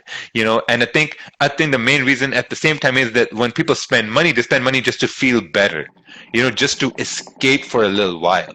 you know Yeah. um while we're talking about, like, making money, I was watching this show now. About the guy Dave Ramsey? Yeah. Dave Ramsey from YouTube, this older Yeah. Yeah. guy. Yeah. Yeah, Yeah. yeah. So I was watching one of his episodes, and he was talking about this to this guy, and this guy was 59 years old, and that guy said that his worth is $3 million. Woo. And the guy asked him, how? How's he worth $3 million? He's like, well, like, I kept saving money, I kept investing it in real estate, I kept investing in, like, small real estate deals, and then we started getting cash flow from that, and I started reinvesting that cash flow.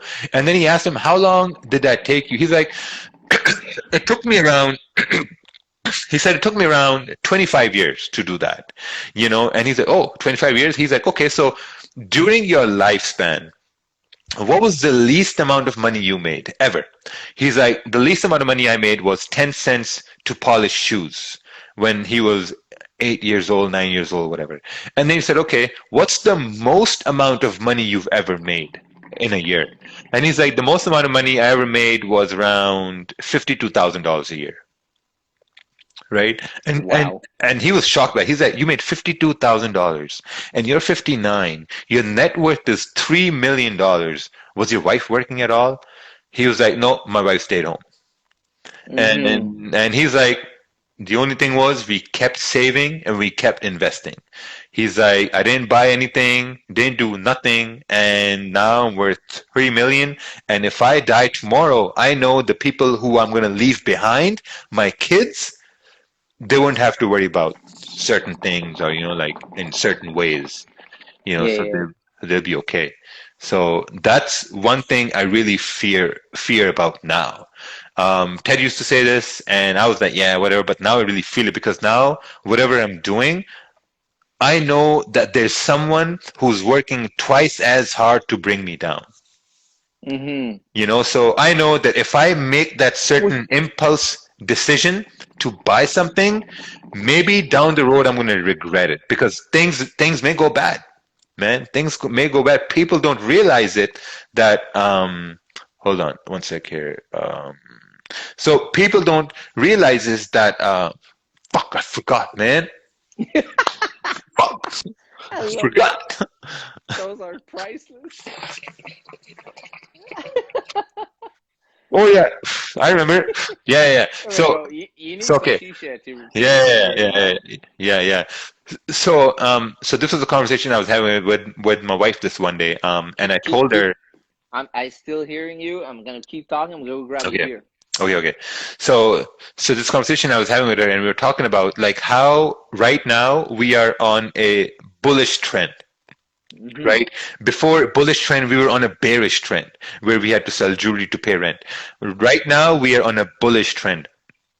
And this trend is going to stabilize soon. And once this trend stabilizes soon, there's a probability we may go down in a bearish trend. And I told her that we always have to be ready when we go in that bearish trend. And the best way to get ready to go in a bearish trend is for now, this can happen to anyone. This can happen any time. It can happen to anyone. The best thing to do is to start creating an emergency fund. Most people don't have emergency funds. Yeah. And it's really important to have an emergency fund. Start putting away $50, $100, a month, a week, every 2 weeks, and you'll be surprised where that fund can go in like 5 years, 6 years. You'd look back and say that, oh wow, you know what? We made a really, really good decision.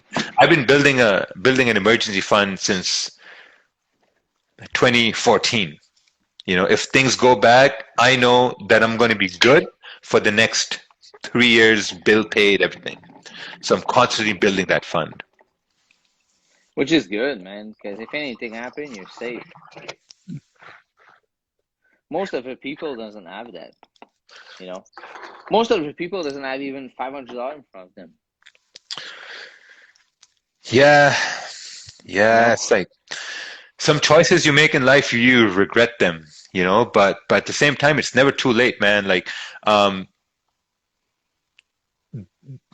the worst thing I see is that people have businesses, they have profitable businesses, but they're afraid to market them, thinking, what will people think? Whoa, what? This guy is selling candles? What is this guy? Is this guy gay? Selling candles? Man, no one cares. No one cares. If you it doesn't matter, man. If you make money, it makes money, man. It makes money because I know there are people watching us right now who have businesses and they don't want to promote that business on their account in fear what people may think. Yeah, they should. Right? Yeah, they should, man. Because whatever money you can get, man, that's food you're gonna put on your table for your family. So at the end of the day, that's what counts, right? I mean, if you do it legally, that's good. If you do it illegally, that's another story, just saying. But if you're selling candles, if you're selling soaps, if you're selling whatever you want, bro, if you make it happen and put food on your table for your family, man, you should promote it. You should promote it hardcore. Yeah, exactly. Believe in yourself and believe in what you do. That's my main thinking, just like. All right, so I got a crunchy one for you. Ready? Yeah. Oh, I don't know if you're ready for that one. So who would be the best student you had, or the one that you're most proud of from all of your students you had so far? Sacha is the one. Sacha. That's now an say easy one. Oh yeah. But yeah, for real. One that stood apart and did something different, maybe, or I don't know. There's this one guy. Stood up. There's this one guy. He's from my city, and he made really, really good returns in March and April. That was a time when I made really good returns too. And he withdrew $150,000 and he bought a Porsche GTR S3. Oh, well, that's the story. I saw you into a Porsche. Yeah. Hey, I thought that was Ted. No, it was Ted Porsche. No, he bought the car and then he came to me. He's like, I got a surprise for you. I'm like, what the fuck is it? And then I hear a car. I'm like, yo, what? And I'm like, oh, nice. He's like, yeah, bro, I just bought it yesterday. I'm like, oh, nice. Wow. Okay, that's pretty impressive. That's pretty good. That's pretty good. And so was he from like the previous like Twitch life, or was more recent? No, he was more recent. He joined our Toronto boot camp in Mm-hmm. November. Oh Yeah, he joined wow. the Toronto boot camp in November 2019. Oh wow. That's very good. 2019, but he's been following for a long while. He's been following for a long while. He runs a successful business here in the city as well for snow plowing and general, like, maintenance of like different grasses in malls and stuff like that. Yeah. Wow. Yeah, it's pretty successful in that. So I guess like when you're really trying to leverage profits, it also matters what you're doing other than trading as well. Like if you have Mm-hmm. money coming in, then you'll be more comfortable risking $500, $1,000, right? Of course. Yeah. Of course.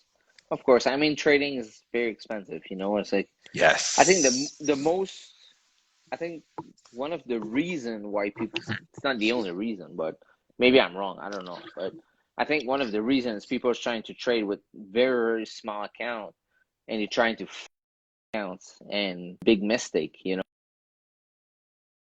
because I mean, trying to flip those accounts you will be trapped into over trading and over leveraging, and you know, so if you decide to start with a bigger account, you're not gonna have that problem or that greed effect. You know, when you start with a Hmm. small account and you see like $20 in profit, you'll be like, oh, that's only $20, so I'm gonna let it run, and suddenly it goes back to break even or in losses, you know. So I don't know. It's just like I think it's one of the problem. Maybe I'm wrong. I don't know. Yeah. It takes time. Like, like coming back from your first loss, second loss, it's a blow to your ego, blow to your confidence, because you spent all that time doing analysis and then the analysis blew up in your face.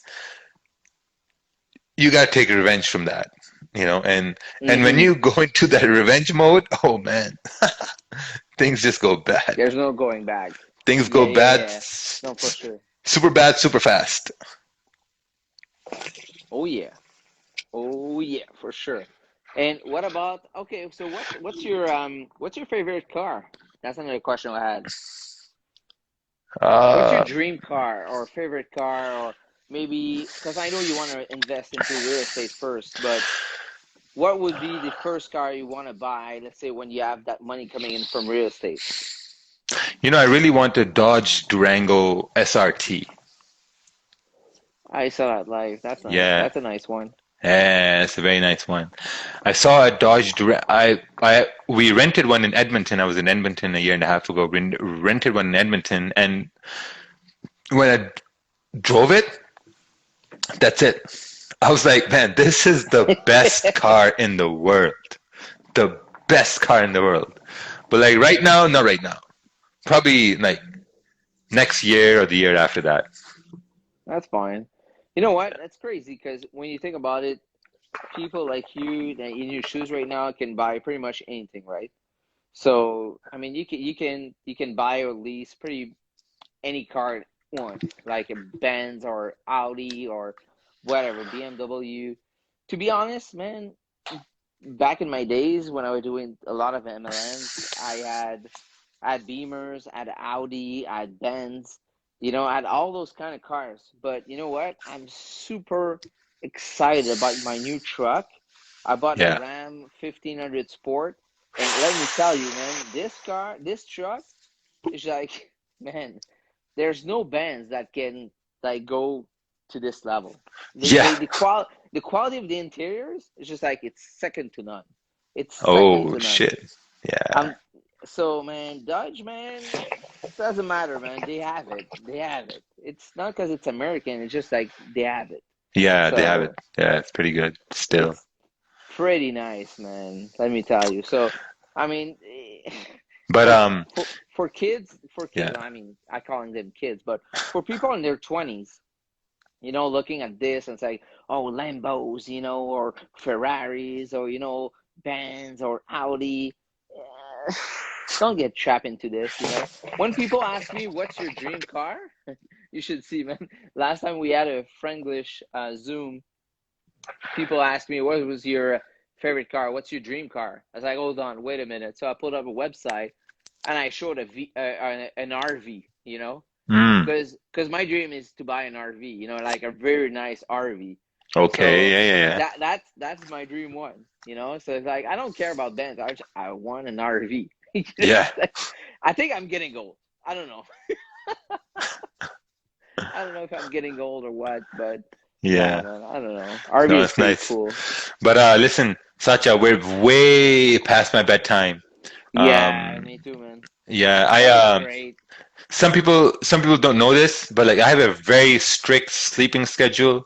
I'm in bed by 11:30, no matter Ooh, what. so Yesterday we was an passed it. exception, but I'm in bed 11:30 every day, no matter what, like weekday, weekend, except when we go out. And yeah, man, we're way past our bedtime, and now my Yeah, that's brain is fine, man. slowly shutting off right now. People asking, pe- people asking, are you gonna put that? Because you started, so I cannot save it. But people is asking if you're gonna save it and put into IGTV. Yeah, yeah. I'm gonna save it. All right, Yeah, it's gonna be all on right, my great. IGTV. All right, great. So thank you very much, bro. Very appreciate. So hopefully one day we're gonna can have this in real person. Oh Hopefully, let's yes, cross fingers. You know, cross so fingers, fingers crossed. hopefully we can do this in real for one day. You know, but until Yeah, then, for thank you sure, for very sure. much for doing this with me. That was great, and hopefully people liked it. And if you guys had fun tonight, and just send a picture with tag Raja and myself, and we're gonna draw a free cap for you guys. All right, free crap. We'll Free drop a crap. free deuce. Too much beer. All right, take care, everybody. All Have right, a good take care, night. guys. All right, guys.